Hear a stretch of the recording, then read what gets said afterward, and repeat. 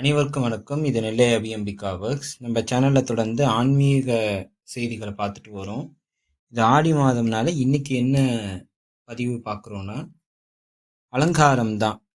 நம்ம என்ன பண்ணிக்கோன்னா, எல்லையம்மன் கோயிலில் திருவிழா காலம் 2வது வாரம் பண்ணாங்க.